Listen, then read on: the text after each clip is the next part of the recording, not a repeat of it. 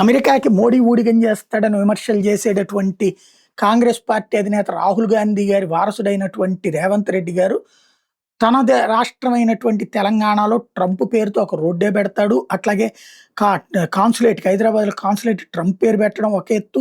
అలాగే గూగుల్ పేరు పెడతాను, మైక్రోసాఫ్ట్ పేరు పెడతానంటే ఆయనతో కలిసి పోటీ చేసి ఒక ఎమ్మెల్యే గెలుచుకుని ఆ పైన ఒక ఎమ్మెల్సీ తీసుకున్నటువంటి కమ్యూనిస్టులు ఇప్పుడు ఆగ్రహం వ్యక్తం చేస్తున్నారు. ఆ నిర్ణయానికి వ్యతిరేకంగా పోరాడతామంటున్నారు. మరి సిపిఐ చేస్తుందా? సిపిఎంతో కూడా కలిపి చేస్తుందా? లేకపోతే సిపిఎం చేసి సిపిఐ పక్కన ఉంటుందో చూడాలి.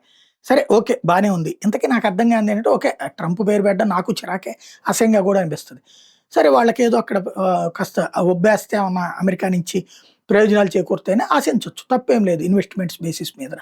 మనోళ్ళ పేర్లు కూడా పెట్టారు. గాంధీ గారి పేరు కూడా ఇతర దేశాల్లో పెట్టున్నారు కాబట్టి. కానీ ఇక్కడ నాకు అర్థం కానిది ఏంటంటే స్టాలిన్ పేరు పెట్టొచ్చు. స్టాలిన్ ఈ దేశానికి ఏం చేశాడు? లెనిన్ పేరు పెట్టొచ్చు. ఈ దేశానికి ఏం చేశాడు?